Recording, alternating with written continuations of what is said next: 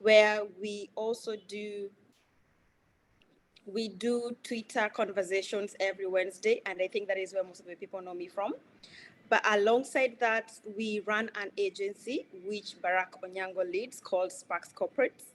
Our main work has been trying to help brands now manage their platforms, that is social media platforms, be able to understand the kind of content they are creating is worth the people's interests, or the people who want to consume it on the social media can love it or will love to be part of it or share it for. At the same time, manage influencers. And I think that is where some of you or some people who have seen me share about brands, share about other products or services, and identify me as an influencer. So I'm so many people, but I don't want to bring all that into this conversation. Let us converse and engage in something that everybody will be proud of at the end of the day from this webinar. Looking forward to more conversations. Thank you. Thank you, Janet. Thanks very much. And yeah, you also shared beautiful holiday pictures. I know you're somewhere in the coast. So jealous, really, really jealous. I don't know whether you're back already, but I'm super jealous about that. So thanks very much. Yeah, Barack. All right. So, hey guys.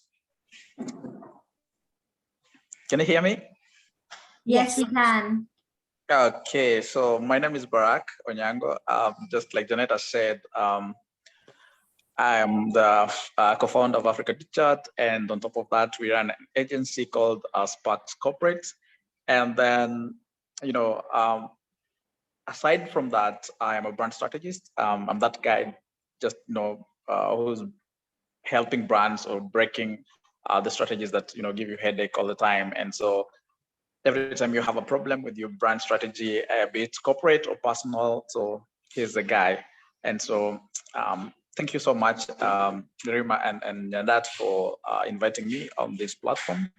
I was telling Janet the other day that, this is like a sister brand to us, because we've learned a lot from you guys over the years, and we've been following you even before you knew us. But then now we on the same platform with you, and so it's an honor, first of all, to be on the platform with all of you guys and to learn a lot from you. And I know 2021 has been hell, just to say, and so we're preparing to have 2022, or rather to welcome 2022. We don't know what 2022 has for us in terms of marketing, but we've learned whatever we've learned, the lessons we've learned over the 12 months that will help us, navigate the next year.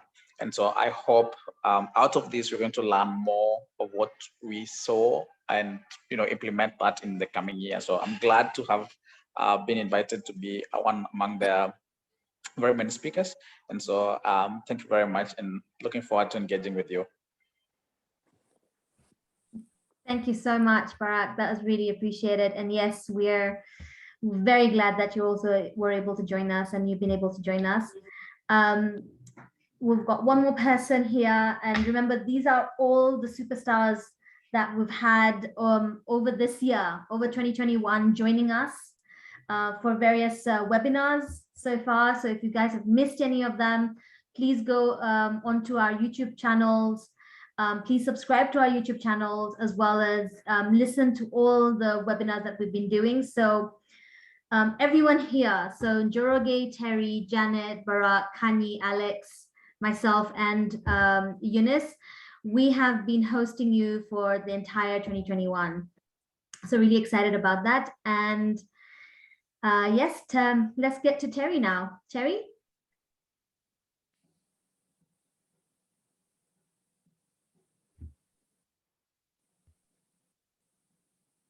Terry, can you hear us?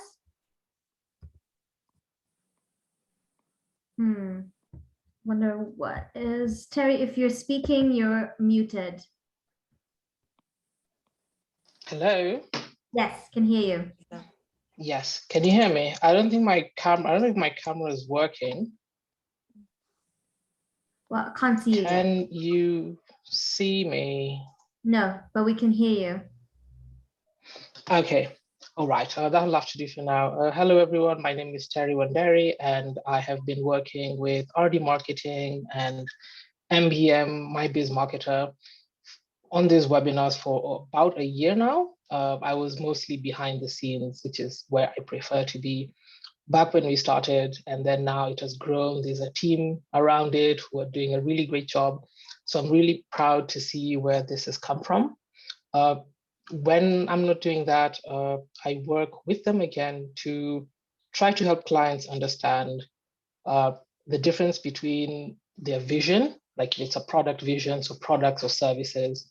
So a lot of them usually have an idea of what they want, but they may not have the discernment to figure out how to connect the technical requirements for what they want with the visual or the outcome of what they want to build. So if you're coming to build an app, you tell us what you want to build, and then we'll kind of help you with a roadmap for that. So things like figuring out who's going to help you design the visuals, who's going to help you code it, how are you going to implement some of these ideas, where is it going to stay, who are all these professionals, how are we going to maintain this process once you go about it, what are the costs around that, and just to give you as a client or potential client, the clarity you need to figure out, is this the right decision to make regarding your development, distribution, or whatever direction you want to take when it comes to your idea or intellectual property. Thank you so much for having us, Ardy and My Biz Marketer. I look forward to what the panelists and the rest of the audience would like to ask of us, and I hope it is a learning situation for everyone. Thank you. Fantastic, Terry. Thank you so much. And if you guys don't know, Terry is he's a techie, and he's our go-to techie for anything. He does amazing websites, and so of course he's part of our teams as My Biz Marketer as well as Ardy Marketing. Very valued member of the team, actually. So it's really great to actually have him here as well. So I'm going to do a bit of my intro, and then we go into the questions for today. I'm really excited about it. So if you don't know, my name is Rima. I'm the founder and CEO of Ardy Marketing. And we at Ardy Marketing, we help with your marketing needs. We are actually the marketing expert at Sandbox. If you don't know Sandbox, I'm going to try and put the website over here, or I'll ask one of the team members to do that. And Sandbox is a place for like 33 different experts under one roof. Really excited about that. Joined them in July this year, and we help you with your strategy for your business. And that's what we do. That's our main bottom line. And of course, anything plugged in. One of our main strategies is something called reputation marketing. And it really leverages what your existing customers are saying about you, just so that you can be able to attract the right customers coming to you, and they trust you to do what you need to do and what you want to do for them, right? So yeah, great. Thank you, Penina, for sharing that. Right, and Eunice, you want to do your intro? Yes, please. And finally, Eunice Nyandat, CEO and founder of My Biz Marketer, and I do have another startup, MBM Africa. Now, My Biz Marketer primarily does digital marketing and digital advertising for startups, but we do take on brands and SMEs. But our goal is to help startups in the tech field or tech-enabled field to get to market, and also, help with the customer development, customer discovery, and, customer acquisition. And that has been our strength and main forte. But that skill can be easily translated to SMEs, helping them get to their customers as well. So what we call our tagline has been creating a clear path to our customers, but that tagline can be easily translated to SMEs and big brands. So creating a clear path to your customer. Now, MBM Africa is the incubator and accelerator for African founders wherever they may be. in the world. And one of the things we do know is founders have struggled. They struggle bringing ideas to market. So we help them commercialize their ideas, find a business model to around their idea. You could have figured out this protein that fixes cancer. How do you commercialize that idea? We help you figure out how to commercialize that idea. So with that said, before we go to questions, I wanted each and every person in this panel to say, to talk about in maybe 1 minute and no more than 1 minute, what worked for this year's marketing and what didn't work at all. And I'll go first. And I think a lot of people might agree with me or maybe disagree with me. And one of the things I think you be surprised about was, for the most part, all of us defaulted on doing social ads. And social ads didn't do well for most people.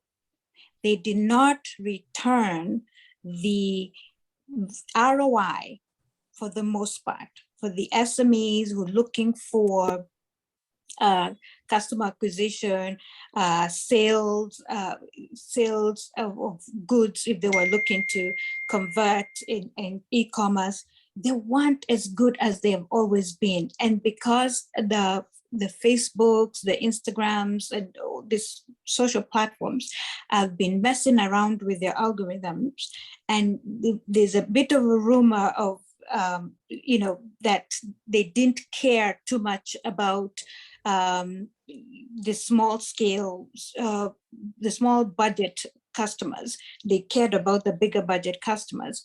We wound up in the bottom of the heap, and that our ads weren't being seen. So that's my spiel. I think we lost out. We were doing ads for 5K, 2K, and hardly got conversions. That was the fail from my perspective on the marketing plan for 2021. Next. Yeah, I'm gonna go. And feel free to keep the panelists, keep your videos on. If you want to jump in and say something at any point, that should be good. I'm gonna ask now. If no one wants to reply, then maybe I'll ask Alex to talk about it. Mm-hmm. Alphabetically always get chosen first. Sometimes it's good, sometimes it's bad. The perks of being an prepared. A. Luckily, I was prepared. All right, I had a whole list of what worked. In 1 minute, it's going to be difficult, but sure. Content became king and queen. I think things like video marketing, better content that even if it's graphics, you just explain something, people get it, because there was a lot of competition for eyeballs. There was what worked as well, simplifying your customers' digital customer experience, and not to put it in fancy, just to simplify it. Alex, you've just gone on mute. No, somebody muted me and I was not the one making noise. So simplification of how your customer buys in the end was a big winner.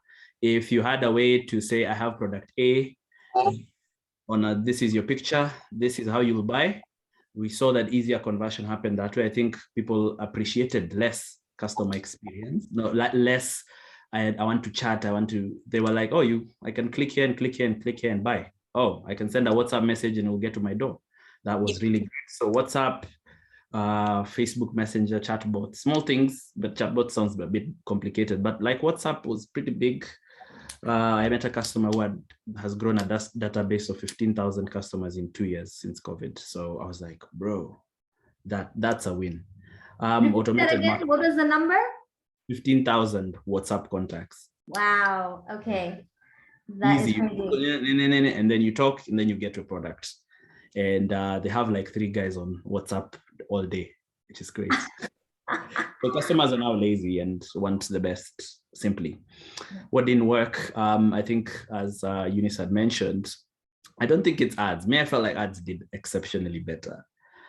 if you had those other things well, content, right messaging. What didn't work was people who used to do them themselves and were doing them lazily. Like you just post something and then you put 500, post something, you put 500, and then you hope that it works. But you'd actually see the ones who tried and actually learned that, hey, I want to put some good content. I want to target well, not the whole of Kenya, at least Nairobi where I can deliver.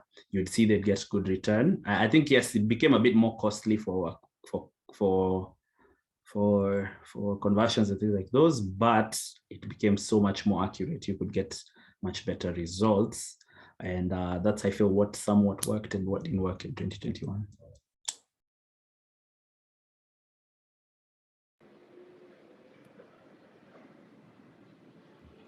Janet, go on, Okay. go for it. Okay, Oh, nice. is it Njoroge or Janet? Sorry. Bye. You decide. Okay, Alex, thank you so much for adding that. But for my case, being on social media almost every single day and also working with the brands, I felt like what worked more is conversations, and of course, conversations from communities, not just any community, but niche communities. I think we have seen this even on Twitter Space. Twitter Spaces started recently, and there's so many people joining to listen in, so many people wanting to be part of the conversations. At the same time, so much to learn from. So I feel like it really worked for those brands which have leveraged on it. As much as they have those little followers, very few followers, over 100 followers, they can still create very impactful conversation that can extend more. So that has really worked. Then something else that worked in the marketing space is, of course, focusing on conversations with thought leaders, influencers, other than just trends. It's not all about pushing for a single day, 2 days, and expect to get tons and tons of, responses, leads, and so many sales. But can we create conversations that are going to remind people tomorrow, the other day, the next week, so that they can identify us from what we are talking about, so that they can know at the same time that we believe in what we are talking about. At the same time, we are trying to be helpful, not just pushing products to them. So that has really worked from our side. And as influencer managers, we have really hit the green ticks all over. The KPIs were achieved. The ROI was well. With the money we put into the campaigns really worked for us. So something else is we focused more on what other things can the brands we partner with, can the influencers we partner with give us other than what we are investing our money in. And this is what I'm talking about, complementary services. That really works with us, especially for individuals and also for the brands, especially the young brands. Sometimes we look at money only, and then we forget there is a lot that we can collaborate from and then gain more. So that is something I've seen. That is why we are here actually on this webinar in the first place. Ardy Marketing is collaborating with My Biz Marketer, but they couldn't do this by themselves. That is why Njoroge is here, Janet is here, Barak is here, and every other person who is part of this. So that really worked a lot. I think I've talked much, but what didn't work is, of course, pushing trends too much. And these trends, I'm talking about the hashtags. We usually say hashtags are very easy to search and read the conversations through. But this year from last year, so many people are on the social media platforms. They don't want to search for hashtags. They don't want to see posts which have a lot of hashtags. They are searching for keywords. So hashtags didn't work for me.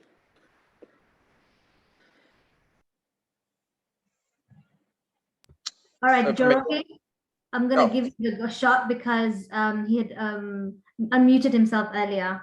And then Barak. Okay. So thank you so much, Janet. Janet has touched on something called Twitter Spaces. I just want to reinforce her point because I've experienced the power of Twitter Spaces.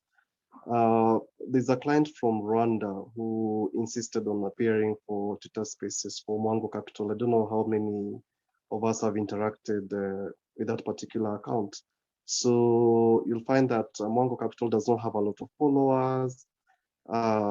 Maybe none of us in this meeting follows them, but their Twitter spaces are fire. You know, thousands of people, key thought leaders and stuff. They are there. So to have a client really insist and say, you know, they do anything to appear on that space, then I think that just reinforces the importance of Twitter spaces. So now to my points. For me, what worked majorly, number one is stories. So I found that storytelling in terms of blogs, because I've said this event has come at the right time for me, because I've just spent the last 2 or so weeks evaluating now this for individual clients. And when it comes to websites, because I also do website design and also maintenance, when I was giving the report for websites, I realized that the pages that are visited most and the first port of call is normally the blogs, the stories. We found that more than 50% of visitors, for example, I have a website that had a million plus visitors over the last 12 months. You found that most people actually started with the blogs before they went to, you know, the homepage and, you know, contact us in other areas where the conversion really is. So for me, storytelling worked and blogs worked.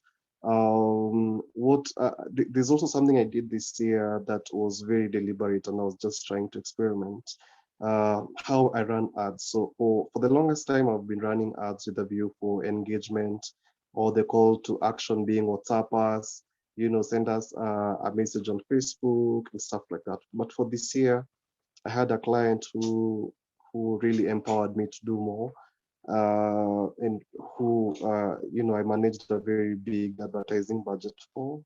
I think it ran to almost $1 million for the year.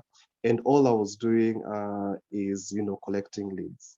So I was able to run ads asking people to give me their data. And, you know, at first I thought it would be really strenuous, because it looks like, you know, Kenyans are not really eager to give their phone number, their email address and stuff. But when the offer is really good, and when this is a problem that, you know, you're giving a solution to a problem that people have, then I realized, and I was really amazed how people are quick to give their contacts. And sometimes actually we got overwhelmed, and people were asking us, I did not see an email, I did not see a call, and things like that. So I thank God that I was bold enough to take that route instead of, you know, just doing the normal engagement and stuff. And at the end of the year, I didn't have so many followers in that account, but I had so many leads and a very, very, very, very extremely high conversion rate. So in 2022, I think we are moving from, you know, the client insisting, or us as social media marketers, the only thing we are looking at is how many followers do I have, how many engagement, how much engagement do I have, into now the real deal that is you know, doing leads and being able to close them. What didn't work for me, the biggest thing that didn't work for me is billboards. So 2021 has been a breakthrough year, not just for my change in strategy, but it's the first time I actually designed and managed a billboard, you know, actually placed a billboard. There were 2 billboards. So for me, that didn't work at all. Okay, maybe 2, 3, 4 phone calls here and there. But I don't know. I think there's just I don't know if it's apathy, or Kenyans just can't directly respond to a billboard, because we did everything. We even put different phone numbers so that when the call comes in, we'll know it's from a billboard. But I was extremely, extremely disappointed. It actually ate much into my advertising budget, which I'll have, you know, put into other high impact areas. But I don't know. I think that is something I'll figure out. If there's an expert here on billboards and stuff, maybe they can side chat me so that I know what's up. I've remembered another thing that went well for me. It was events. So I was able to attend 3 major events in Mombasa. And from those 3 major events, I attended in behalf of my client. I got around 1,500 direct contacts, I mean, cumulatively, and I can say more than half of these people actually came into the pipeline and they actually got to the last mile. So yeah, I know we are all digital and social all the time, but sometimes there's power in going somewhere and shaking someone's hand and looking at them in the eye and explaining a product and trying to form a personal connection with them.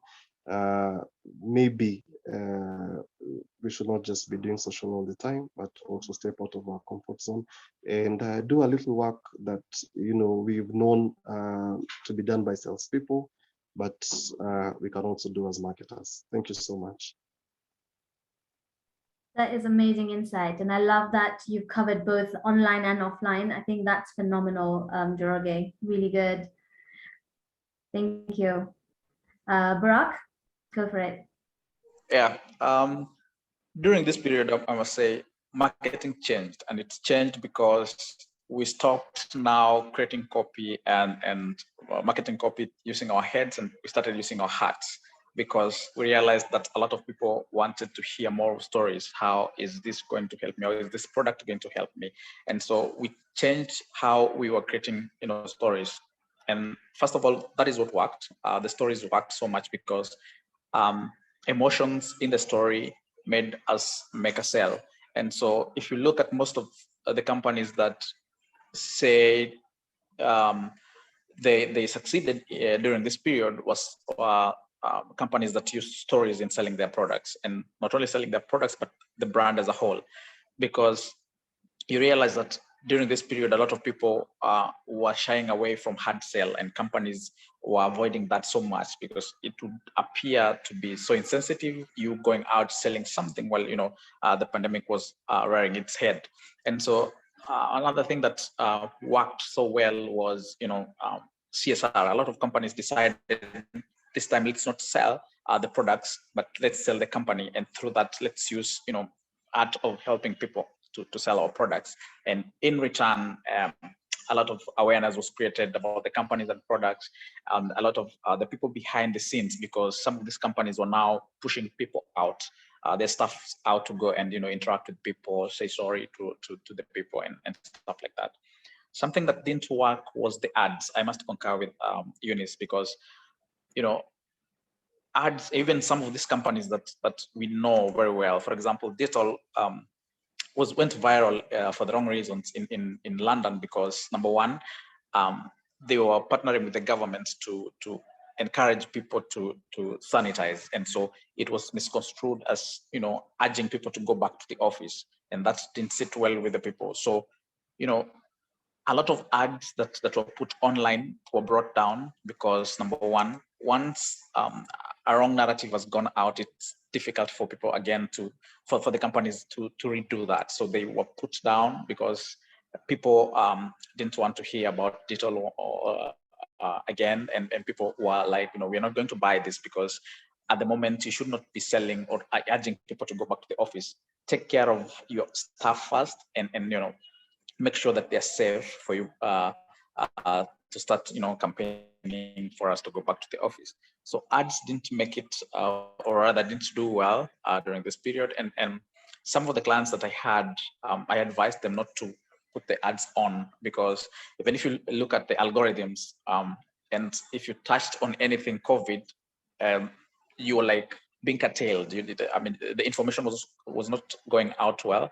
And so most of the social media companies like Twitter, for example, were flagging off products with the word COVID, and even Instagram Up to Date. If you write the word COVID or anything related to health, then it was being flagged down. So ads at some point were not doing well, and so a lot of people decided not to do ads.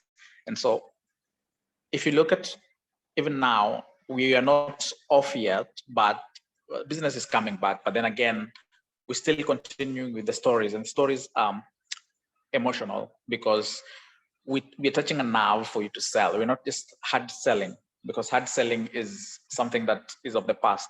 And it's going to also continue till 2022, because post-COVID, okay, we're still having COVID, but then looking at post-COVID, how are we going to, look back and say, if I'm going to market my products, I'm not going to use, stuff like, buy now, like a CTA, or call this number for you to get ABCD.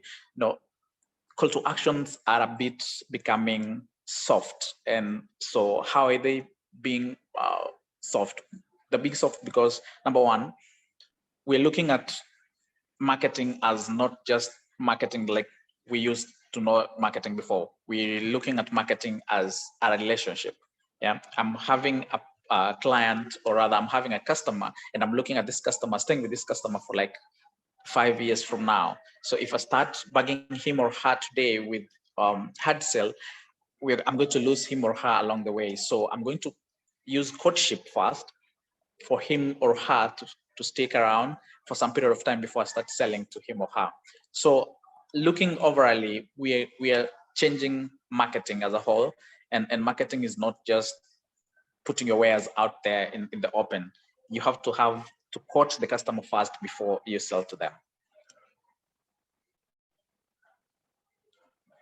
That's great, Marak. In fact, I wanted to ask you, for the sake of the audience as well, you've mentioned like very hard call to actions, which is the CTAs you've mentioned not to do, or to avoid is call us now, buy now, purchase now, that sort of thing.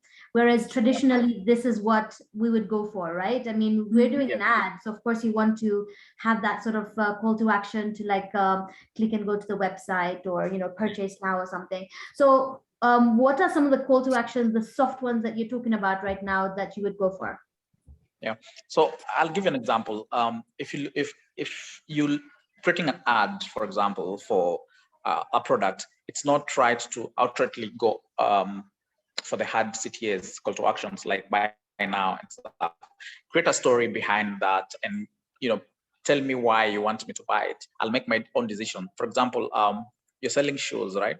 And I like giving this example of Nike. Nike says that if you buy one Air Force One, then the next pair goes to a kid somewhere who doesn't have shoes. So once I listen to that story, and I know very well that once I buy these shoes, a pair is going out, I'll be compelled to buy it. So using stories like that, as a CTA, would make me want to buy or engage your brand. So in this sense, I would advise that we try to avoid this hard CTAs. Just create a story about a product. Tell us why this product is important to you as a brand, and to me as a person or as a customer, and let me make my own decision. I know it's hard, but it's a journey. Yeah, there's a customer journey through it. So slowly by slowly, you're gaining that customer's trust, and before you know it, I'm going to make my own decision and buy your product.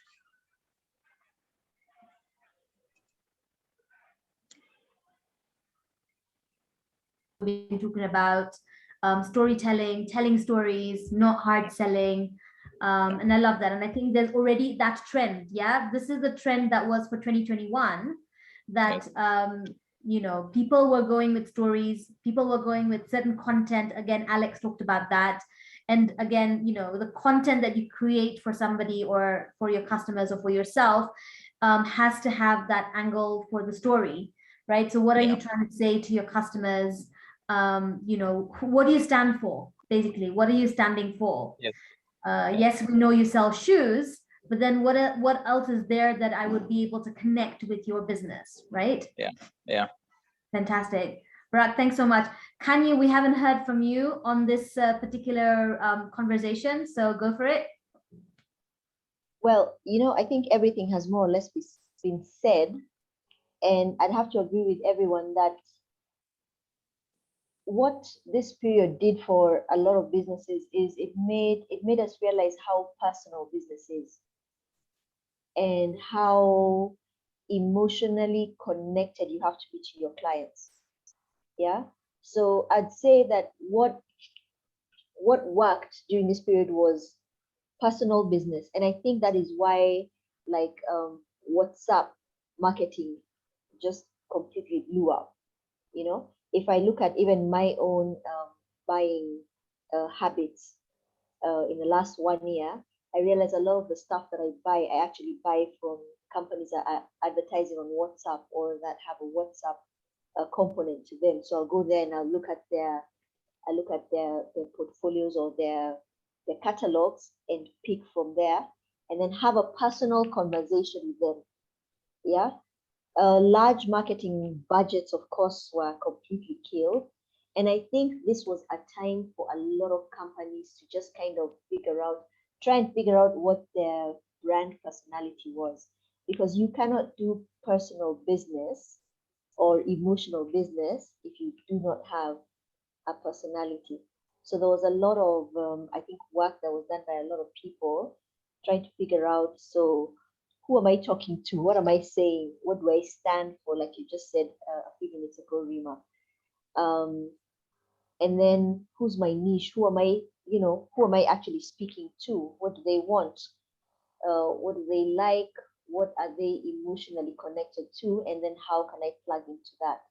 So I think a lot of personal and corporate branding should have been going on. I'm not sure they did. But I think that's what was which worked. So in a nutshell, business became personal and it became very emotional. Yeah, and I like what you said, Kanye, that, I mean, human beings are emotional, right? So if you don't connect with me on a personal level, then it becomes really difficult for me to actually connect with your brand, which is why we always say that, it's your brand that people connect with. It's not just your product or your service. It's how you connect with people. And it doesn't matter if it's a mass market product or it's, individualized product. Either way, that brand personality, that story for the brand also needs to come out for people to be able to then connect with that. And of course, the biggest aspect in there is like it's not just the logo, it's how you place your colors, how you place the images, what images are you using? Are you using things that are connecting with the people and creating that emotion in people as well, right? Yeah, so a lot of conversations had to have been had about, because traditionally before, you've got a company, you've got a product, you've got a target market, and you splat a logo on it, and hopefully it's going to move. Yeah. Now, one of the things that people needed to realize was that, like an identity, a brand identity, which is your logo, was a very small aspect of your general brand, right? It's the visual representation of who your brand is. So if you've not thought through what your brand personality was, how are you going to tell your stories? You needed to have a tone, you needed to be consistent. Yeah. So there was a lot of thought that needed to go into that. Yeah. Absolutely. Yeah. Really good. I love that brand personality. So guys, I mean, if you haven't, again, heard Kanye talk about it, we did talk about it during our webinar that we had earlier on this year with Kanye. So please do go to our YouTube page and do have a look at that. There's much more in depth in there on that. Terry, do you have anything to say about this particular topic on what worked? I think you're the only one who hasn't spoken about this yet. Yes, Rima, I do. But for my case, maybe I'll speak about technology and not marketing. So what has worked this year is something called Internet of Behaviors. Now, this is something that's going to be mostly first used in factories, and then it's going to roll out elsewhere. So for a factory, it's think of it as having a camera that checks whether the people in the factory who are preparing your meals or medication are wearing their hairnets, are wearing their masks, etc. So, and if they're not, either the government decides to fine that factory, or the factory management themselves comes and pulls out that work and tells them you're in violation of the policies and safety guidelines that we usually use to create this. So now this is important because it's also going to be used like in hospitals or in areas where people need to comply with certain things. If this year taught us anything, is that just because there are facts out there, people have their own understanding of those facts, and not everyone will really comply with things for the benefit of the rest of the population. So Internet of Behaviors is going to help create an environment where we can enforce the general good of things through technology without really having to have the overheads of or policing a lot of citizens regarding who has to do what. Now, the thing that failed this year, I would say, is security. Multiple breaches. There was a time Facebook was down, and not because of any one security thing, just someone changed a setting they weren't supposed to change, they didn't know how to change. It broke everything, I think, for about 12 hours. There was no Facebook. Sometime this year, there was no Facebook for 12 hours. This week, Amazon had the same thing. Something happened, and you realize how many services are tied to Amazon. On Twitter, everything from Christmas lights that you buy from Amazon that use their automation system, all the way to vacuum cleaners were not working because Amazon is down. So they're creating something called, or it's there, but it's now getting more prominence, zero trust security. That means we constantly check whether something is supposed to be where it is. So think of it as employees. Just because you're an employee of somewhere doesn't mean that you automatically have access to everywhere. Anywhere you go, you would have to continuously prove that you belong in that place. So like if your phone connects to a network, you don't automatically receive messages. That phone has to continuously prove that it's owned by you. It's a valid phone, it's been paid for, it has like bundles or airtime, whatever it is, to connect to that network. So it's not stolen or things like that. So we're going to see how that works. And some of these can sound a bit tedious, sometimes boring, or even like we're creating a police state. But if used in the right way, they do have a potential of making your life a lot better over the coming years without really you having to worry about how it all goes down in the background. So we're going to be seeing a bit of that in 2022. And as we get towards mostly closer to 2025, because it takes about 2-3 years for these things to work. Thank you, Rima.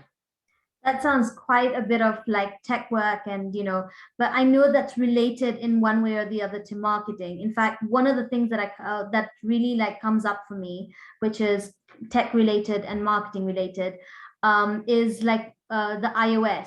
You know how iOS has decided that running ads to them is not going to be like immediate. You will not be able to do that. I mean, people are looking at how to bypass that, of course, and some have gotten a way to find a bypass. But just maybe give us a bit of an insight on that particular issue, the one on the iOS. Okay, so I'll start with yours, and then I'll try and tie one of the statements I made to marketing. So for iOS, it's a bit controversial. What Apple is doing, they're simply saying they will not allow third parties to target its customers. But then when you look into the documentation and even how the infrastructure has been built, you realize that what Apple is doing is it's creating a dam. So that dam it wants to collect all the user data, even though it says it's not going to do it. It wants to collect all the user data, and then it's supposed to figure out how it's going to advertise to you without involving third-party people. And if third parties want to advertise to you, they have to pay Apple. We saw the biggest of this when Apple launched their news feature, the Apple Plus package. So for news, what they told publishers is that, hey, we have 100 million readers who are valued at X amount of money. The most expensive or the highest, the biggest wallet size readers are Apple, are iPhone users, iPhone owners. So they told publishers, we're going to do this. We're going to allow you to create a subscription, and you can ask our users to subscribe to what you're doing, but you're going to take 50% of that. And that is outrageous. YouTube, one of the most anti-consumerist when it comes to what they're trying to do. Like if you've been there long enough, you'll know that YouTube doesn't really do what's best for its creators. At least they let you have 55% of what it is. So Apple taking 50% of your revenue and doesn't even give you any analytics, any hint, or even any sign that what you're doing is working, sounded outrageous. And a lot of people, some just went along with it because, you know, we have to be here, we'll figure it out later. But for a lot of people, that was absurd. So Apple really has to prove to other people, at least, or rather the experts who understand what they're trying to do, that they are not just trying to create a tighter version of what Google has, so data doesn't leak everywhere, and that when they say we are committed to privacy, they really mean it. They're not going to collect the data and figure out how to market to you or how to commercialize it in a way that, you know, is just doing something, you know, they're the best, they're the, you know, the better of all evils kind of thing. And to tie back the internet of behaviors to marketing, I'm going to use billboards as an example. IOB, Internet of Behaviors, will be used to understand citizens how things work for you. So for example, if we find out that you're always shopping for things and you consume a lot of food and your fridge is always at maximum capacity, we can have ads to you that say, hey, would you like to buy a new fridge? Or maybe it's time for you to move into a big house. Maybe if you have more visitors. If you're always on your phone, then we can chart the route that you use to go to work and understand that, hey, maybe it's a bad idea to put billboards here because these people are always on their phones. If there's a lot of outdoor open, like maybe mamambogas or kibandas, maybe we can put a billboard there because the people who are eating here, maybe they have time to look at these billboards. Let's pick something that they can afford or that appeals to them as consumers. So a lot of this right now doesn't seem to have a real direct use for marketing and consumers. But like I said, it takes about 2-3 years. So by 2023 onwards, you'll start seeing those expensive cameras they put in the street for SAF that we're not really sure what they do unless they tell us. That they can create a system that allows registered businesses to tap into that, and they're told things like, hey, majority of these women are the women aged 25 to what, who like wearing jeans and etc., are popularly found around this area. So if you decide to partner with your network service provider and use geo-targeted SMS ads or whatever, you now understand where your potential audience is, how they react, and the best time for you to be able to market to them. So it is going to work, but it's not going to be an immediate thing that the rest of the members of this panel will be able to experience. Thanks, Rima. Great, thanks, Harry. Thanks, that's very insightful. And for sure, behaviors is one of the key things that as marketing we always look for, right? So immediately, first thing you need to do is understand who's your target audience and where they're going to be at. So sometimes that's why we talk about like, what is the right time of the day to run an ad? What is the right place to put that billboard? Where is the right time to have that radio ad on, or you being on radio? I mean, there's always behavior driven marketing, which actually makes more sense to actually get a better ROI for our businesses, right? I know that's actually taken, but I'm hoping, is this helping everybody that's already on the call? Maybe you can just raise your hand or just give us a thumbs up so we know that this is actually helpful to you guys as we're going into the Q&As, because all the questions that you've asked, we want to start, sort of tackling them right now. Yeah, great. Okay. Great. Yep, we've got a list of questions we could divide up and have our panelists tackle one by one. And folks, yes, just queue them up in the chat. And, if your question is answered through this process, then just let us know your question's answered and we keep it moving. Fantastic. Yeah. So we've got the first question, and again, I'm going to ask the panelists here, if you guys want, you can just keep your videos on and you can say, look, I'm going to take this question. Feel free to unmute yourselves as well. So we've got the first question here that says, what are the major marketing strategies I should adopt in regard to creating awareness for my real estate company to prospect for clients? So anyone who wants to talk about real estate, because real estate is a specific kind of category of business. So that is really interesting, a really good question. Yeah, Janet, go for it. There you go. Sure. Most of the people actually think real estate is all about just the houses and maybe showing people places from room to room and how beautiful it is.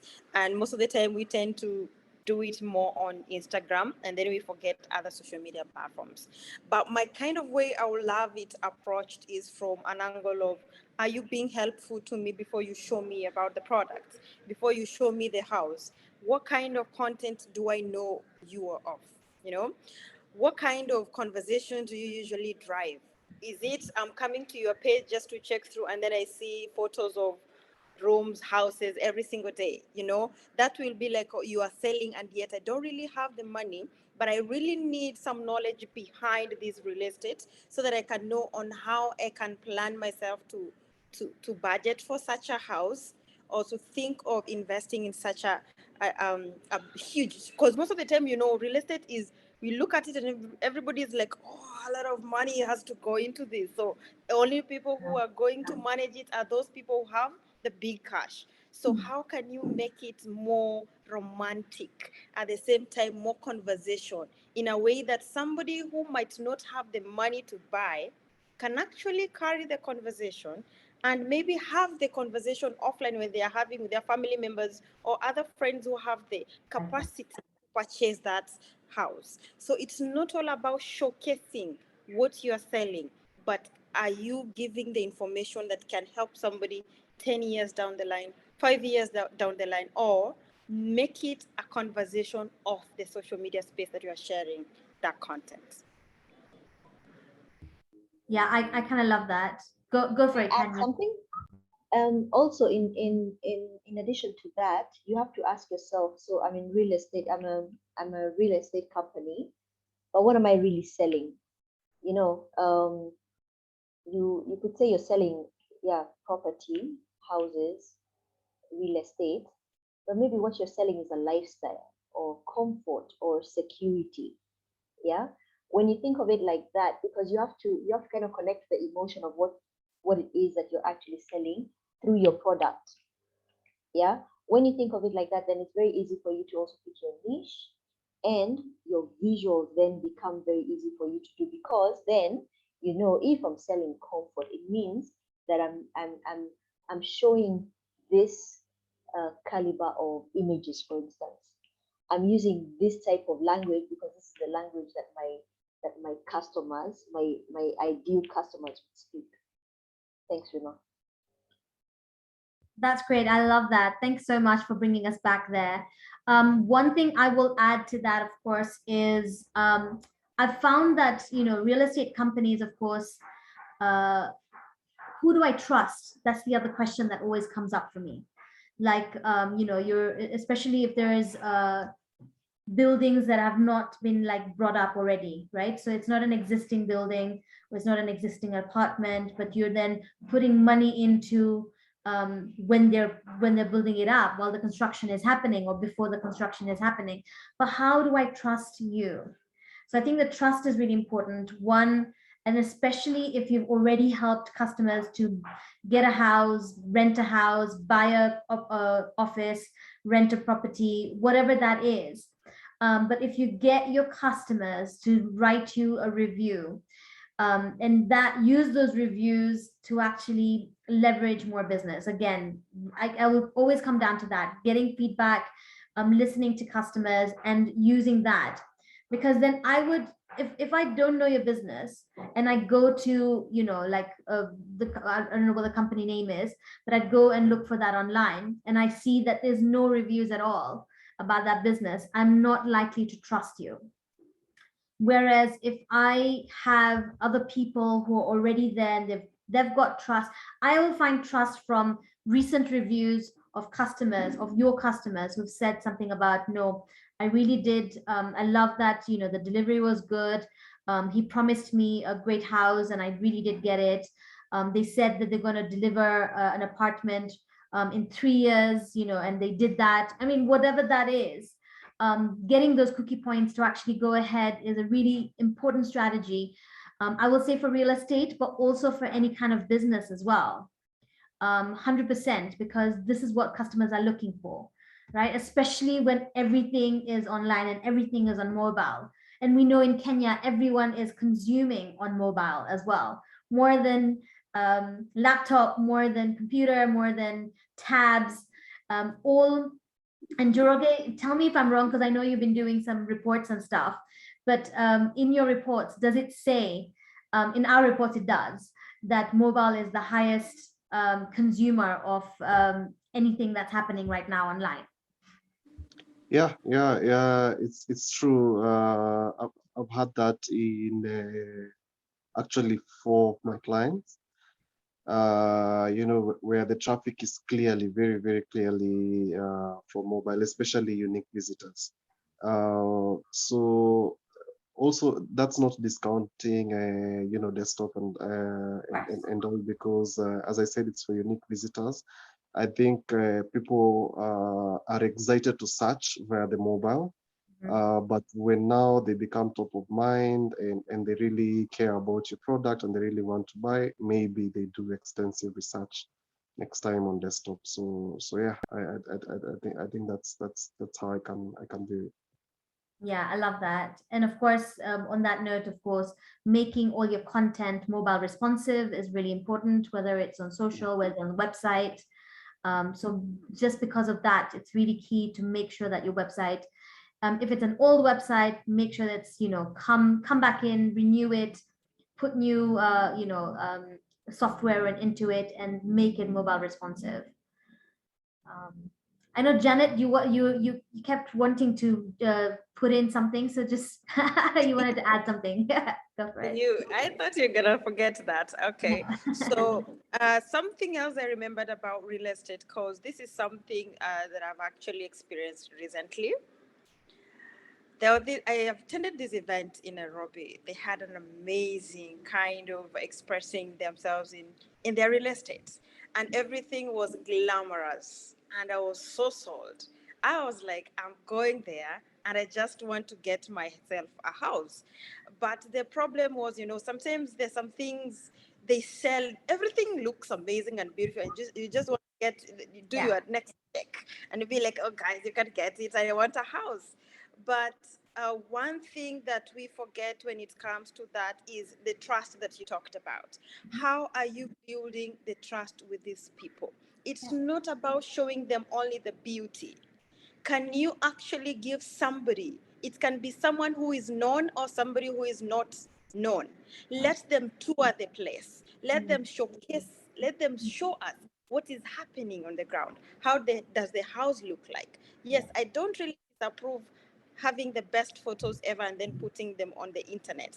But sometimes we doctor these photos to a point that they look amazing, but qua ground need different. That is like, okay, on the ground things are different. Yeah, To give people an opportunity to experience it the way it is with their phones. Let them record with their cameras without necessarily having to edit it, so that people can trust that whatever that you are selling, okay, I can touch it and it can look exactly like that. I can see it. I can go and visit it, and it will look exactly like that, instead of looking like a very nice 3D, well done, printed thing on social media. I mean, I love what you're saying, Janet. In fact, this is what we tell our customers as well. Barack, you can go next. But this is what we tell our customers, that even if it's a phone video, take the phone video and upload it, because people feel the authentication or how authentic something is just by that, that video that you create. And of course, the trend here is people are consuming video more than they're consuming a graphic or something like that, right? So definitely really helpful. Yeah, Barack, go for it. Yeah, to add on to what you've just said, selling a property, I would advise that you go with 4 P's. That is product, place, price, and promotion. 4 P's, yeah? Property, tell us what you're selling. Yeah, because you can't just say, I'm selling a house. Okay, so what? if you're selling a house, tell us, how will you present the property? Is it through video? Is it through graphic? Is it through content? And then number 2 is the place. Where is this property found? Okay, or where can I go? Is it somewhere I can, if I have kids, do I have public schools? Do I have private schools? Do I have hospitals for kids, right? And then number 3 is the price, okay? Price, how much am I going to fork out of my pocket to buy this property?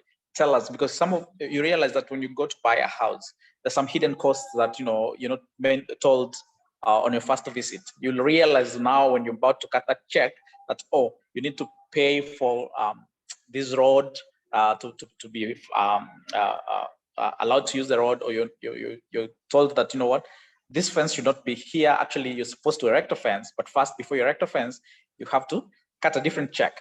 And then number 3 is the promotion.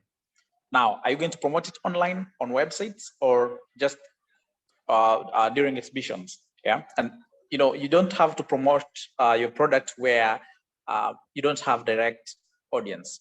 Your audience matters. So know where your audience are and then go there and meet them. So 4 P's, that is property, place, promotion, and price. I love it. Thank you. And it makes total sense for you to go to where the customers, it's convenient for the customers, not you wait for the customers to come to you. I love that. Great. Alex, I'm going to ask you to take this question. How do I incorporate digital marketing in my firm for maximum benefit? And how do I leverage on social media? That's so general, because no digital strategy is the same for any company industry. So it's like, I don't know, you in B2B, B2C, B2D, B2BDDD. So like, there's so many possible angles of whatever business it could be and how you could apply. But is it specific? Is the question specific? Actually, it isn't. But Sheila, if you are on this call, I think I can see you. Do you want to unmute yourself and tell us, is it a B2B? Is it a B2C? Maybe you can specify what your business is all about. Sheila?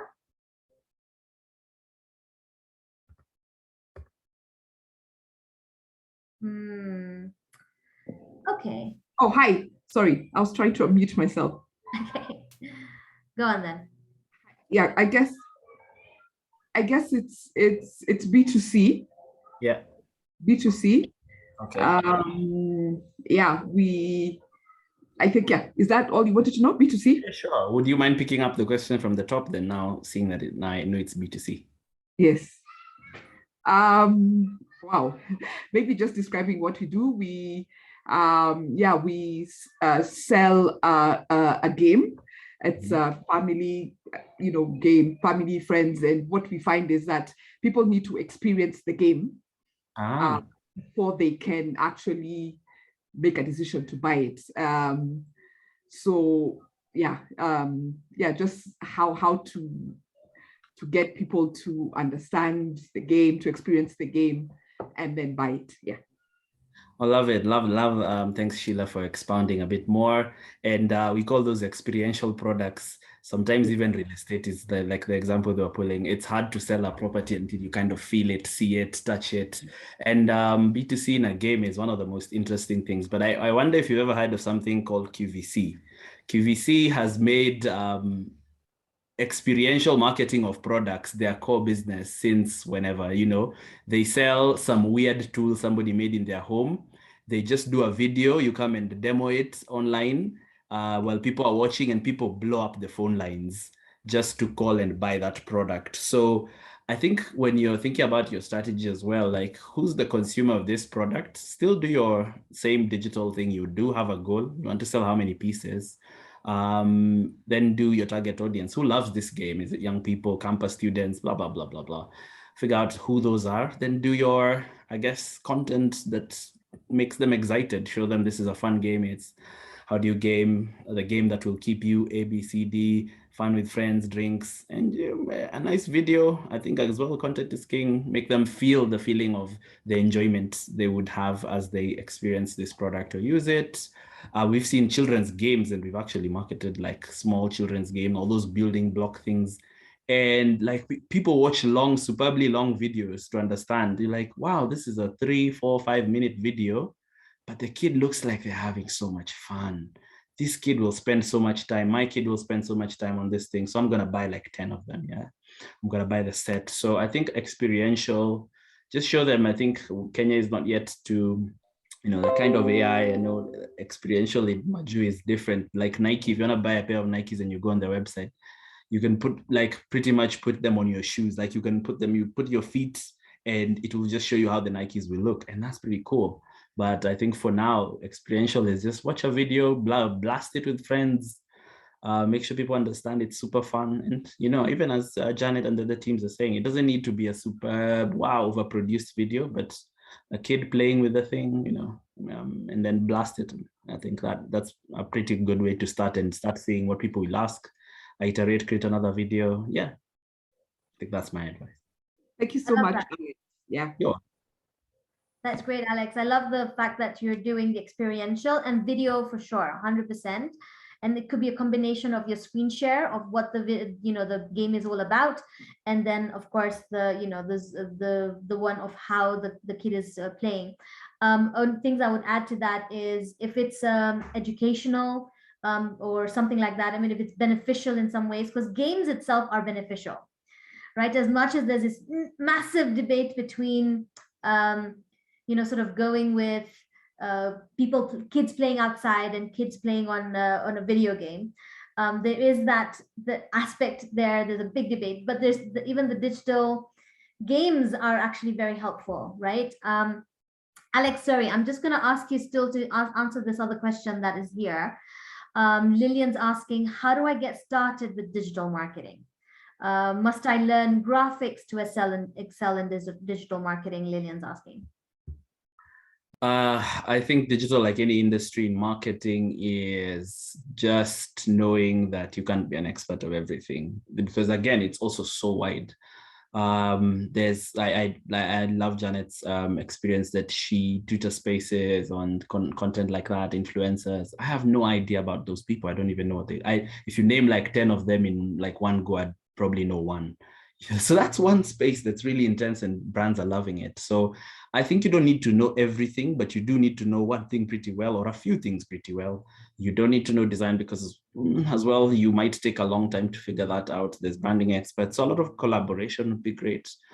Forming a small team or, partnerships and things like those. And the world is figuring that out more, because you might really delve deep into one thing and become really good at it. But there's a lot of support resources that are needed to do anything. Even an accountant, you'll find they can account, but they can't do your taxes. They fumble around it, but they won't do it really well. There's another accountant who's just good at tax and they figure out your taxes. So it's also going into the industry knowing like what's your forte. There's strategy, there's marketing, there's media buying, there's influencers. If you're a social person, I'm not a social person, man. I would struggle talking to influencers on a day-to-day basis. I would have no strength. I've never been in a Twitter space. I don't know what that is. I'm old. I feel like I'm so old in this conversation. But I'm in digital marketing. I love that. You're a digital person, but doesn't mean that you're going to be in all the spaces. I love that. Yeah. Then I have to figure it out. Just quickly, if I could add, Alex, you're so right. And in fact, digital marketing keeps evolving. There's a chart out there showing all the technologies that are involved in digital marketing. They've gone from when there was just 3 applications to do of digital marketing, and now we've got in the thousands. We can't even begin to use them, from process flows to project management of marketing, to the nitty-gritties of social media management, to social media posts and whatever. So you look Emails. at what you, So you look at what you want to, what excites you about the space, and focus on it. Because consider now we have to go all the way to analytics of marketing, right? And there's marketing, there's social media analytics, there's advertising analytics. So there's a breadth and depth that we can't even begin to fathom. And in fact, this is the reason why SMEs and brands outsource to agencies, is because they cannot possibly hire for each and every role that's required. to manage this whole it would take a department of maybe even up to 8 to 10 people to just understand the analytics, the social media, the marketing, so yeah, pick one and run with it. Be the expert of that. If it's the advertising, which is search engine marketing, go with it. If it's just digital marketing, if it's content strategy, take one and run with it.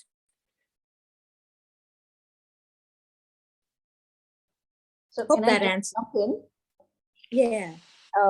Regarding the question about digital marketing, whether you need to be a graphic designer from a graphic designer's point of view. Yes, please.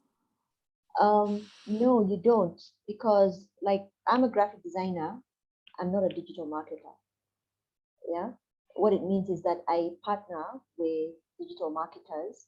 For instance, I'll partner with MBM because I know what my strength is. And so I concentrate on my strength and do that really well and get someone else who does their thing really well, and we partner and we come up with some amazing things. So just look at what your key competencies are and work with those, and then partner with people for those things that you're not good at. And then just as an aside, Alex, you don't know how you've given me life by saying you don't know what Twitter spaces are, because man, I've stopped feeling like an imposter now because I had no idea. You're not alone, darling. You're not alone. Yeah, we're a few of us in here, That's fine. I love that. I know Sela Were has been trying to put her hand up for a while. Sela, do you want to unmute yourself and ask your question? Yeah. My name is Sela Were, and I run my own business in interior decoration. And let me tell you guys, I've had hell in marketing. I mean, it's not only expensive because I do it myself, it's very expensive. I think it's the most expensive budget I have. And it's also, I mean, sometimes the returns are like so low. You use like maybe 60K to market, and then what you get from your marketing is just a bit off. Yeah, the numbers don't tally. So my question to you is, now that I want my business to grow into more of interior design consultancy, or rather like design and build, that kind of stuff, do you guys offer consultancy, and do you actually hold your clients' hands like all through? Because I don't want to do marketing. I don't like it. Yeah, so because it's just that's just not my thing, and I don't like looking for clients that way, especially on social media. But I know it's something you can't run away from. Yeah, digital marketing is there to stay forever, for a long time. So anyway, yeah. Do you offer consultancy, and do you actually hold your clients' hands all the way through? Yeah, so yeah, that's it. And also, yeah, I was forgetting another thing apart from digital marketing. I see you guys, you're majoring so much on it, you're leveraging it like Sana. Do you also do the traditional forms of marketing? Yeah, so I think that's it. Thank you. Thanks, Sela. Thanks so much for the question. And the answer is yes. We do provide to you marketing consultation. We've got clients who've got a very small budget, but they really do want help in terms of, please hold my hand, tell me, am I doing this right? Am I doing this wrong? Is there spaces where I can, improve myself on the digital spaces? We will not actually sometimes we actually have trainings, and, each of us in here have done that before. But yes, even with a smaller budget, even with the fact that you may be a smaller business or a startup, we give you pricing like that as well. So we're very aware that people have smaller budgets and things, so we can hold your hand, maybe not help you execute it within the consultation until you have a better budget, perhaps, because a lot of time and effort goes into creating these strategies for you as well. But yes, that's possible. And again, yes to we're able to do both online and offline marketing. I know as Ardy marketing, I'll talk about Ardy, that we do both online and offline marketing. Alex, I know, is specific to digital marketing. So that's why we partner up quite a bit together on digital marketing. Joroge, as you've heard, does both online and offline marketing. He's gone for events, he's done billboards, apart from the digital stuff. I know Barak and Janet are mostly online. Eunice mostly online as well, but yes, can be persuaded into doing. Eunice, I'm talking for you, so you can always like butt in. I hope I'm not talking to myself. No, you're not. No, you're not. And no, you're not. And maybe before Eunice goes, I'd like to answer Salah, and I tell her, you're not alone. I don't know if you can hear me. Yes, can you hear me? Can hear you. Yes. Yes, Salah, I also don't like marketing. I'm not enthusiastic about it. Like you see the rest of the members of this panel are, like they have a passion for it that I don't think you can really teach. It's something somebody chooses. So a lot of times I wait for Ardy or MBM, so Rima, Eunice, and even Penina of late to figure out how to get the customers. And then we work out in the background, how are we going to serve these customers? Because they're very passionate about it. So yes, from, let me call it like a soft client perspective, yes, you can kind of outsource it, all your marketing stuff, just tell them what you need, have a sense of like where you're going and your requirements and your budget, and they're gonna be able to really help you out. So yeah. Thank you for that, Terry. That was definitely helpful. I hope that was helpful for you, Salah. Yes, it was. Yeah, it was, because another thing that I don't know you are not mentioning is how you cannot be a jack of all trades. Or there are people who actually hack it, but I cannot be a jack of all trades. So you have to at least master one thing, and then all the other stuff you let someone do it, even if you're going to part with a few coins. So long as it's bringing you money, I don't really think there should be an issue with that. So yeah, thank you, Terry and Rima. Appreciate it, and I totally understand that. I mean, look, if I were to sit down and do legal services and try to do contracts, I'd be failing miserably. So I let the experts at Sandbox kind of do that, who are the legal experts. So for sure. Diallo, you've raised your hand. Hey, Diallo, welcome. You can ask a question.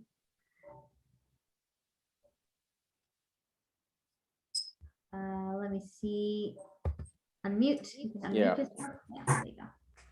Hey Rima, how are you guys doing? Good. Welcome. Great. I'd actually put this on the chat section. Yeah. So so great talk, by the way. You guys are amazing. So what I wanted to know is the shifting market and consumer needs that you guys have mentioned in your different segments of this conversation. What would you say are the major digital marketing trends we can expect to see in 2022? I love that question. We're definitely going to come to that.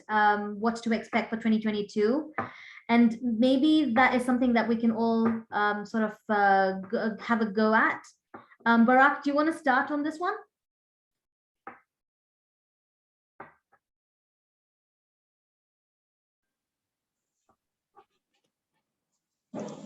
Sorry, let's come again with the question. Yeah, what are the trends for to expect in 2022, especially for digital? Stories is still going to be number one on top of the list, and not just stories, because stories have been told year in, year out, but then those stories that you know touch the nerve, that you know, if I listen to a story or if I read a story, it's going to make me, you know, I want to do something. So number one is stories. And then number two is I think email marketing is going to come back again, because number one, email marketing is, you know, personalized, and so messages that are personalized, because if you send me an email addressing me by my name and telling me why I need a product or why I need a message, then I think that is going to come back as one of the powerful marketing tools. So those two at the moment, and then artificial intelligence. And I read somewhere that nowadays we don't need to ask you what you want as a shopper. I just need to crawl the web and see what you are searching for and what you're interested in, and that is what I'm going to give you. I'm going to feed you what you're looking for. So that is going to come up so huge this coming year. So those three. Great. Email marketing, stories, and stories, you don't just mean like Instagram story or like Facebook story, because I mean, like even LinkedIn has a story now. No. I mean well-crafted stories, like storytelling. Let me say so. Let me put it that way. Storytelling. Yeah.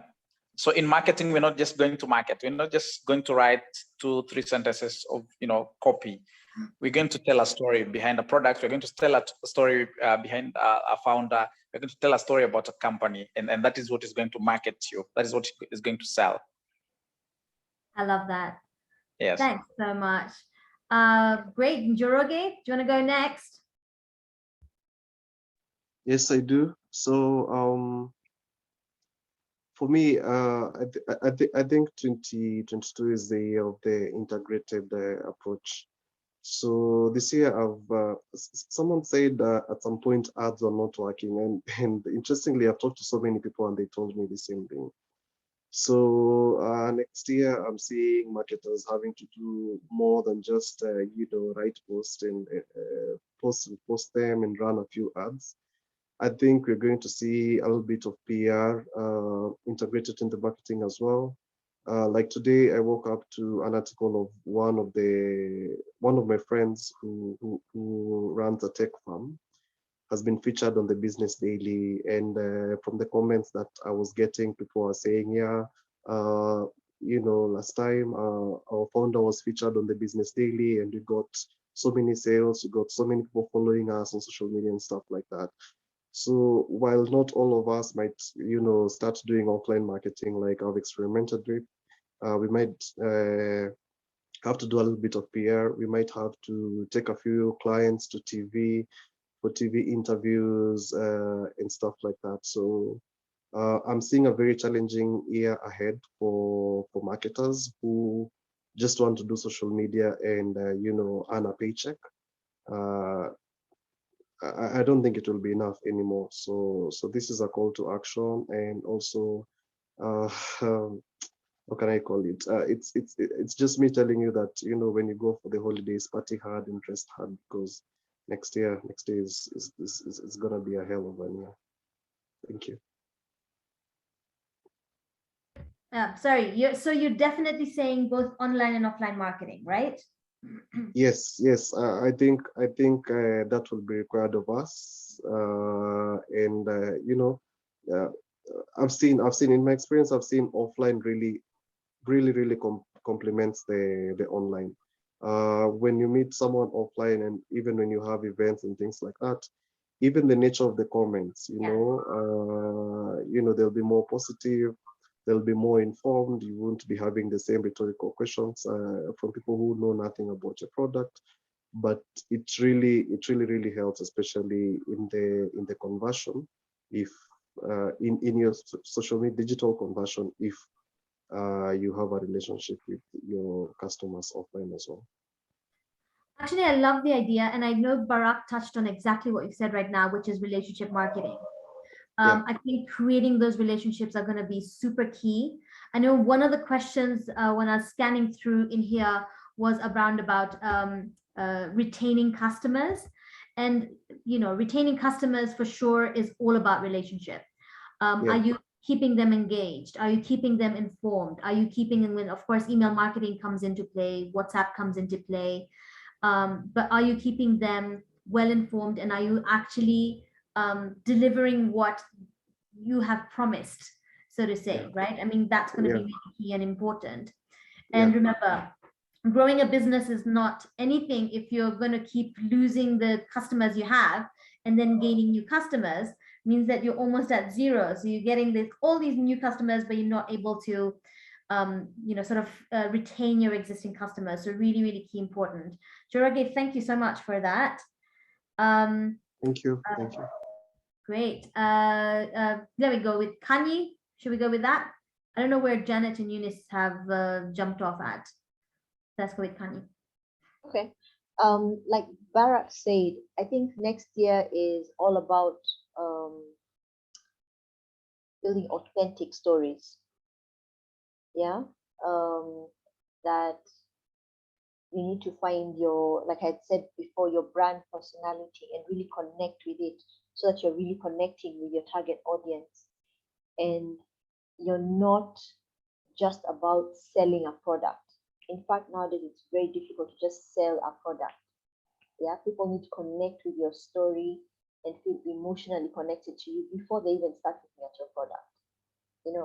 And yes, there's going to need to be a lot of integration, because one of the things I also find myself doing is that when I meet someone offline, usually I go back online to check whether the offline matches with the online personality that I met.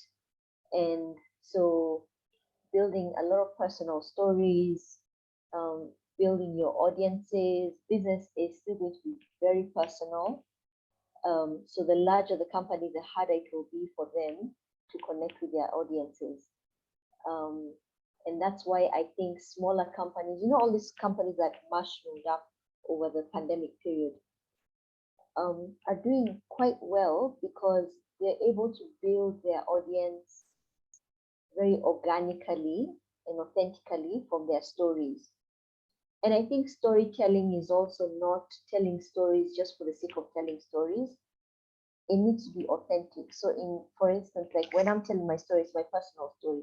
I'll tell you about how I struggled. I'll tell you about this, what I'm struggling with, or what works for me or what doesn't work for me. I'll tell you about the brand that I use. I'll tell you about the brand that I recommend. I'll tell you about what I can do for you or what I did for someone and how it worked and maybe how it didn't work and how I can make this work for you.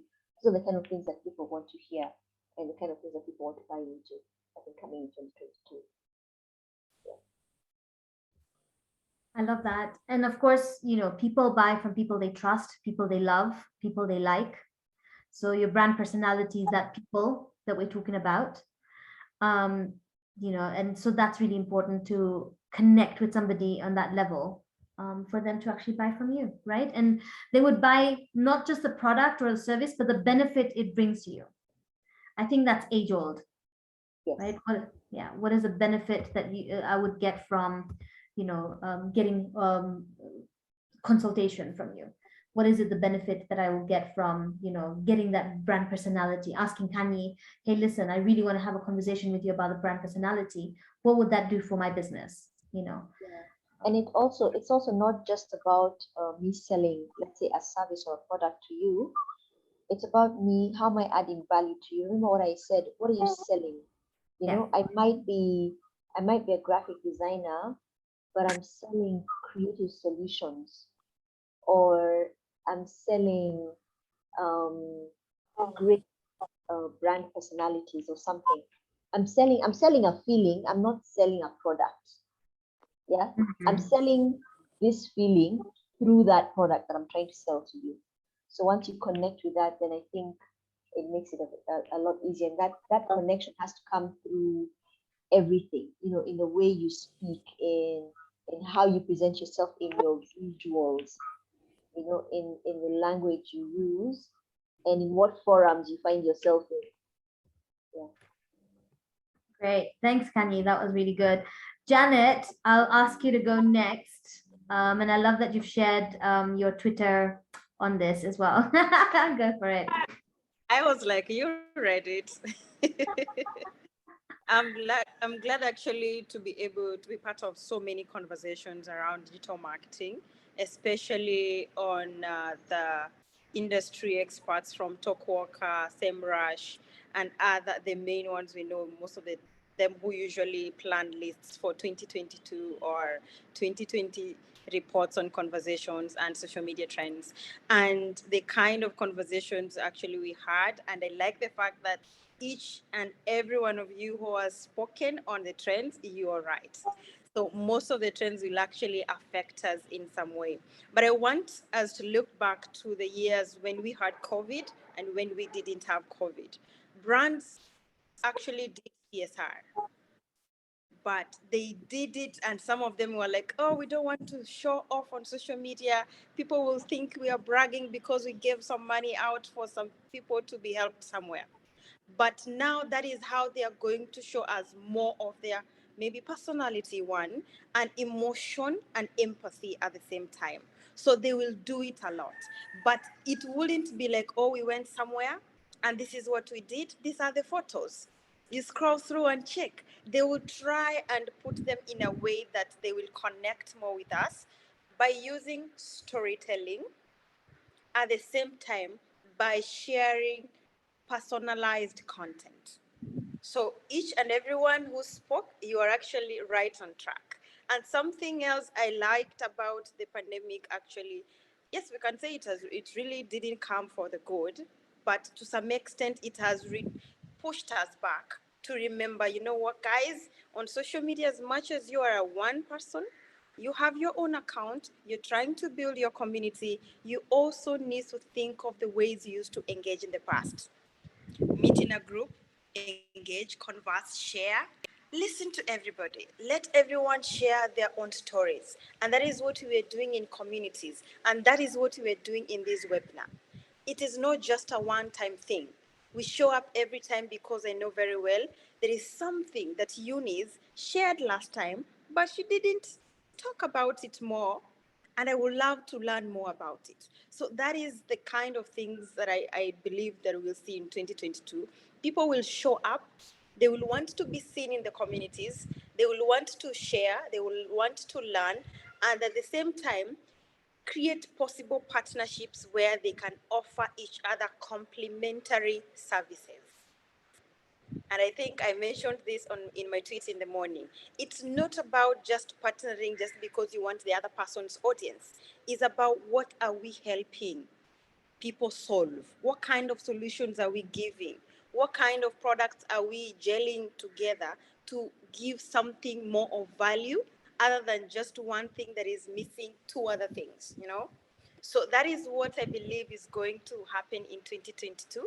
And for those who like to learn more about the trends, I've shared some two links in the chat box so that you can be able to go through after the conversation. Thank you so much, Rima. Thank you, Janet. That was definitely very, very helpful. I really appreciate it. Oh, Eunice's connection, as you can see, is a bit poor, so she keeps going in and out. Eunice, are you back?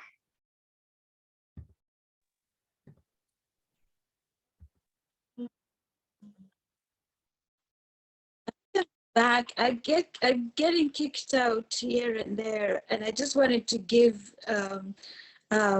my 2022 thoughts before I get kicked out, and wish you happy holidays, because I think I am on my last legs here with my network. Guys, for your 2022, here's what I'm going to say.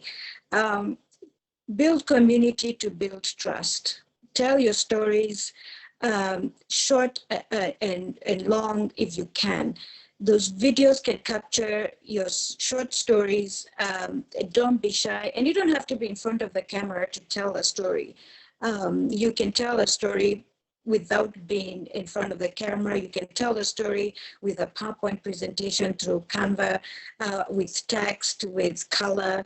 And put your brand front and center, or put community, or put your customer front and center.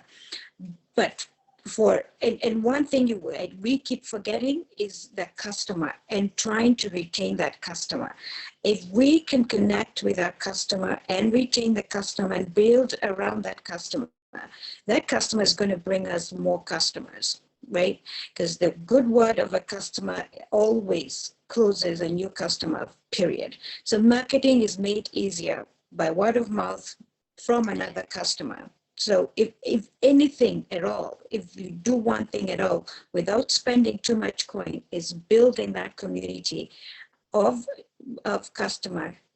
It's either by building a site or a portal where your customers can come and converse and communicate with you, or even that WhatsApp group where the customers can come talk to you.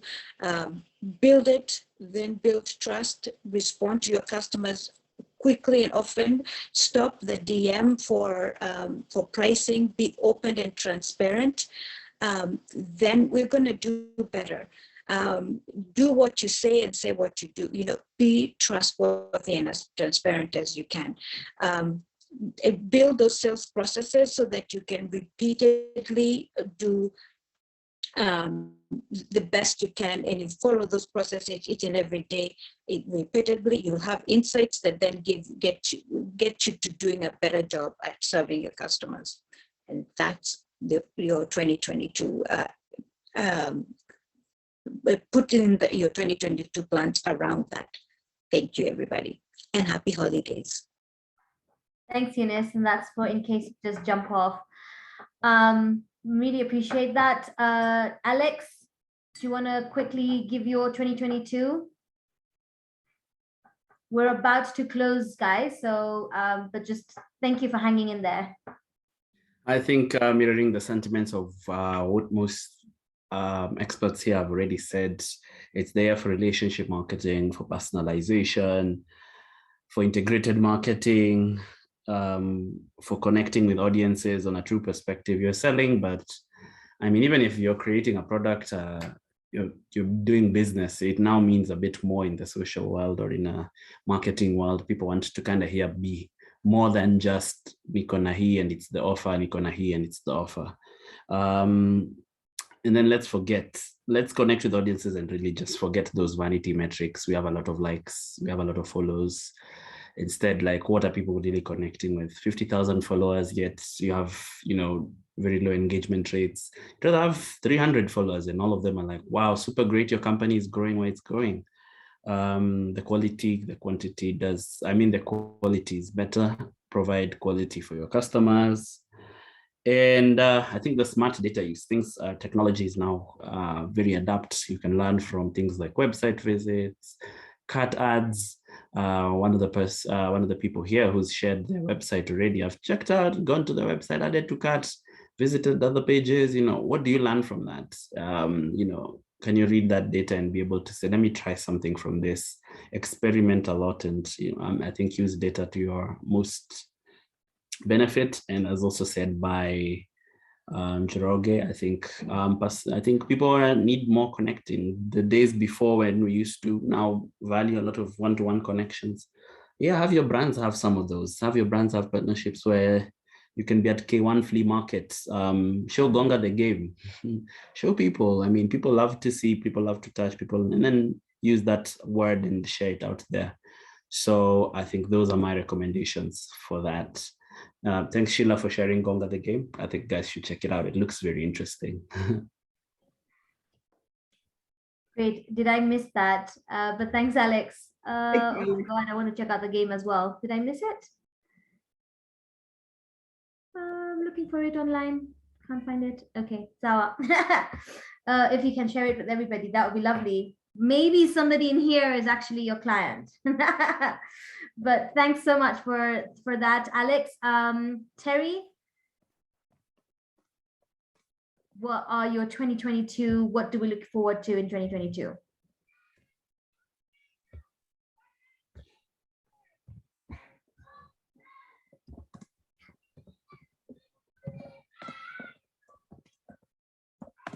Terry, I can hear you're typing something.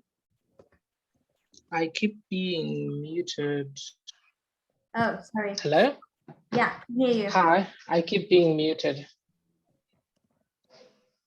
You can still hear me? Yes. Okay, so 2022, I am looking for, I think the biggest thing our government did was to insist people get vaccines and to try and open up the country. it creates this perception in the citizens' mind that, you know, business can go back to normal, and it increases the options for someone to be able to generate a living. So of course, more business means more referrals, more consultations. So I'm looking forward to 2022 to have a lot more of what maybe we had all in this panel, maybe even in this chat, had started to work with 2019, 2020 before things got disrupted. So us getting more work, us getting more progress, us meeting more of each other and collaborating and partnering. It's just going to be a year of more of the things that really make us who we are and really help us excel in our businesses. So that's what I'm looking forward to. Thanks, Rima. Thanks, Terry. Wow, nice, precise, short. I love it. And I love the fact that you've said collaborations, because I think that's definitely a way to go. You don't feel like it's, oh, my competitor, you know. There is a certain way you can be able to build your business, and collaborations, you know, are a really good way of doing that.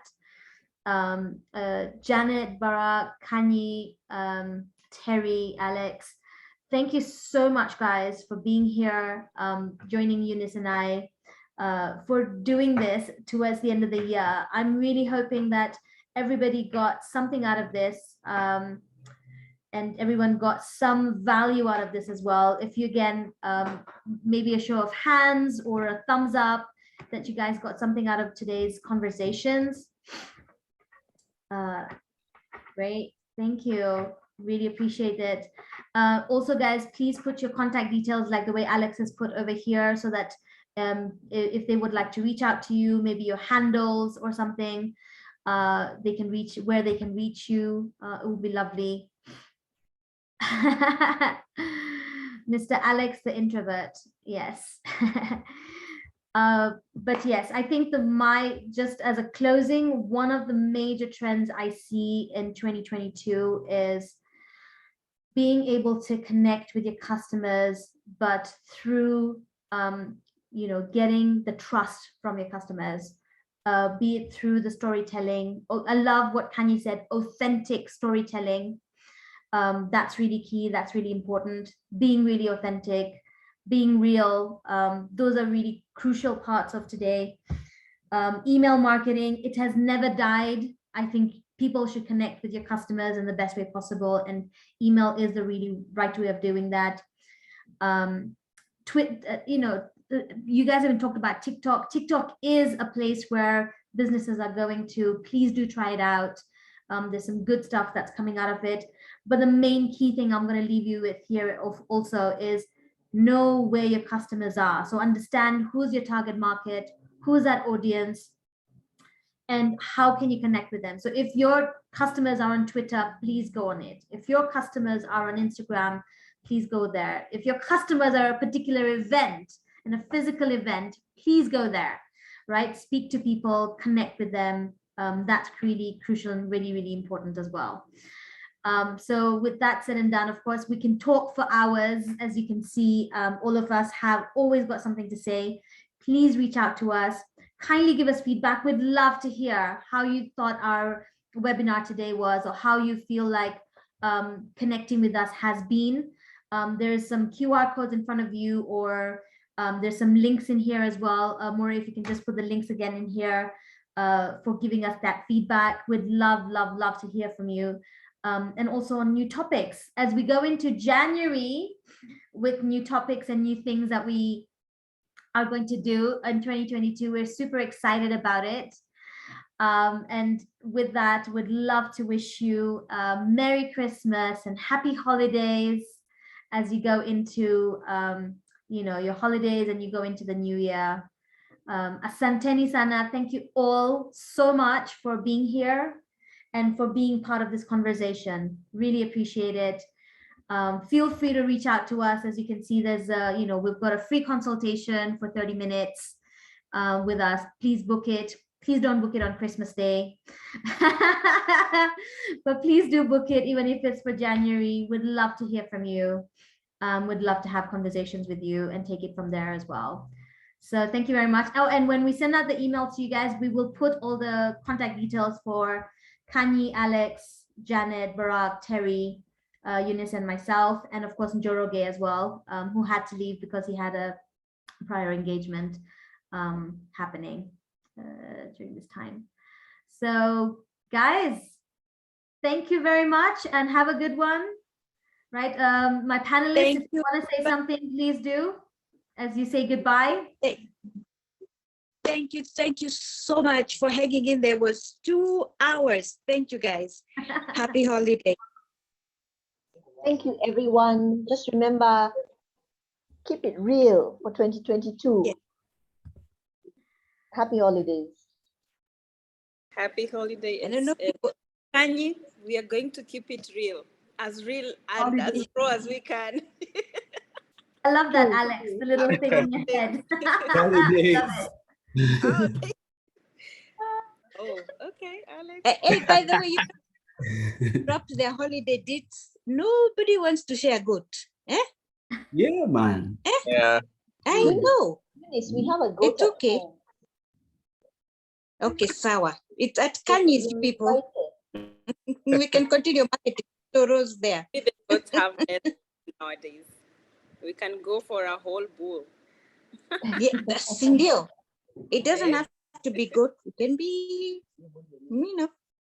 Okay, bye. Asante everybody. Bye, everyone. Yes, bye-bye. See you guys. Thank you so much. Thank you, guys. Bye. Bye. Bye. Appreciate it. Bye. Bye.